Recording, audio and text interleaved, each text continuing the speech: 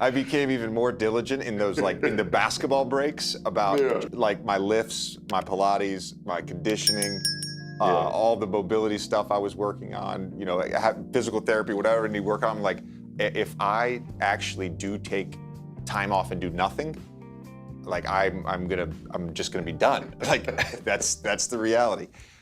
There were some singular plays in that Denver series for sure. And look, we have committed, I think, and maybe we haven't been perfect, but we have committed to avoiding, or at least trying to, the discourse. I am, of course, on the other side of this, working in media, so I see everything, right?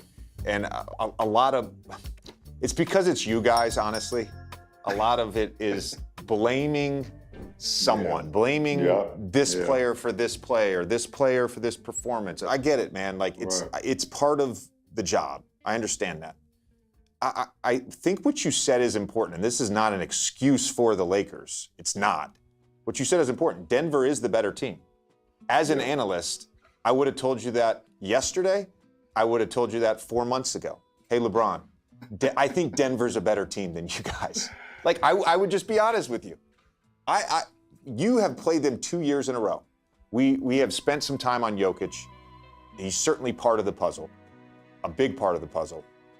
What makes the Denver Nuggets puzzle so hard to solve?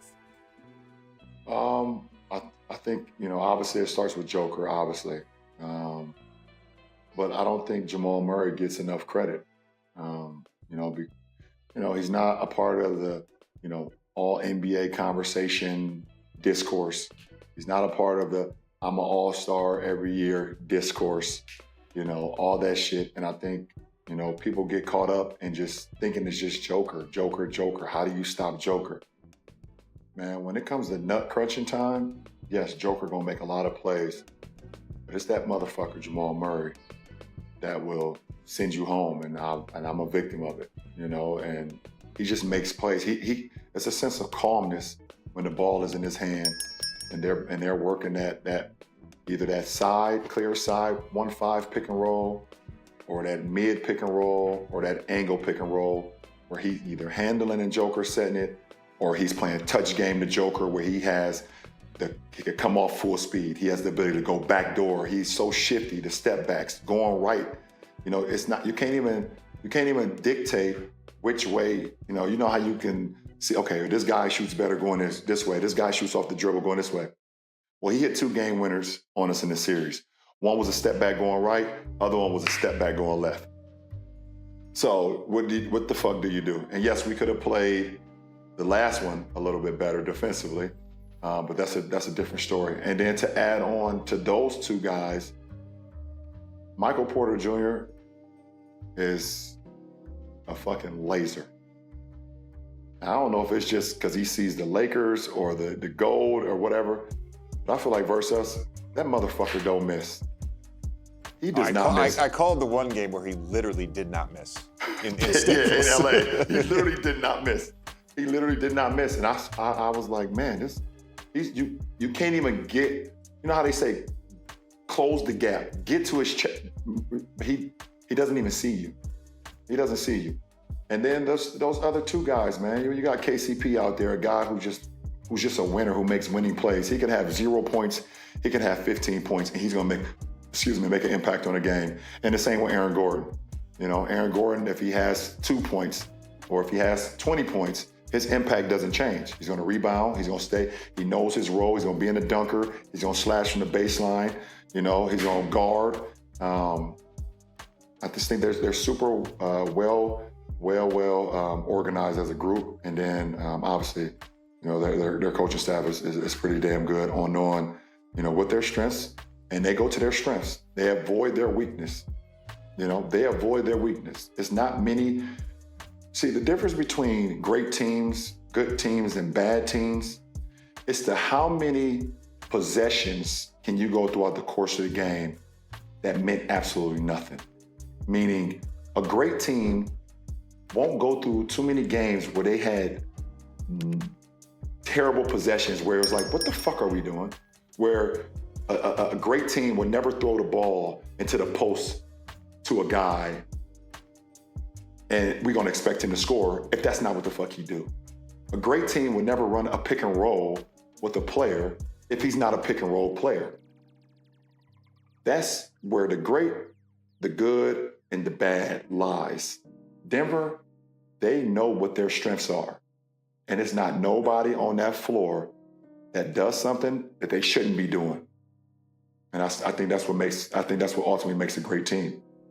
Doc Rivers always talks about basketball as a game of mistakes, right? And it is. Yep. Like I get killed for saying this, but I'll stand by this. I don't think there's ever been a perfect player. I don't think there's ever been a perfect team. I don't know of a team that did not turn the ball over, did not miss a shot, did not lose a game. Like, basketball is a game of mistakes. Mm-hmm. What you just said is, I think, really important, and it gets ratcheted up even more in the playoffs. Mm-hmm. And that is having purpose to every possession. Yep. That is having an intent to what we're trying to do on this possession. I think that's an important point. I'm glad you brought up Michael Porter Jr. because he has really, to me, embraced like the role that he has. And I've talked to him about it, and some of it is the guy has had insane injuries, the back surgeries, playing with drop foot, all that stuff. Yep. He's just grateful to play now. But I think he is the hardest player that is not like a primary scorer, right? He's the hardest player to close out to. Yeah. The reason I say that, he's 6'10". Correct. He elevates on his jump shot. They always maintain elite spacing. So if you make a mistake in your help, or you make a mistake on the Jamal Murray, Nikola Jokic coverage in a pick and roll, and you have to react to that, you have to overhelp, you get beat by Jamal Murray, ball starts swinging, you can't close to him. He just is going to shoot over the top. Mm-hmm. And if for some reason you are there soon enough, he's gotten elite at driving closeouts. Correct. He really has. Whether he's getting to his midi or he's getting all the way to the basket. Yep. Like, he's not a primary guy, but he's a star in his role. And as we see all the time in the playoffs, those guys become even more important in a series. Because whole point of the playoffs, LeBron, you know this, the whole point of the playoffs is like, how do we make every single player uncomfortable? And it starts with the star players. How do we make the star players uncomfortable? Mm-hmm. Yep. I mean, listen, Jamal hit 2 game winners on us, but you look at his numbers, we did a hell of a job on Jamal as far as making it tough on him. He shot maybe high 30s, maybe, I don't know the statistics, but maybe high 30s from the field in our series. And obviously, Joker's gonna do what he did. Michael Porter is the one who kicked our ass. You know, he kicked our ass. And you remember we was talking about like having luck to win a championship? Mm-hmm. Denver is a case for that. There's no way coming out of high school before the back surgery that Michael Porter would even be in Denver. This guy was a projected #1 pick in the draft, you know, and because of the back, you know, teams get alarmed and whatever the case may be because of that. And he slid in the draft, and he slid right to the perfect position and perfect spot. They waited on him, didn't rush him, whatever the case may be. Then he got in, and then he was still a little injured, like you said, with the drop foot or whatever the case may be. But now he's in a perfect situation. He's in a perfect situation around 2 guys that you have to keep not only your eyes on them if you're guarding as a primary defender, but then another set of eyes. So there's going to be somebody on that floor that you're going to forget about. And you know, he makes you pay. Like you said, 6'10". He shoots at the top of his jump shot. His elbow was right in your face too, so you can't close the gap, because if you hit his elbow, there's 3 free throws. And he's a big time player. Hey guys, thanks for listening. Thanks for watching Mind the Game podcast. If you like it, please hit that subscribe button. Thank you.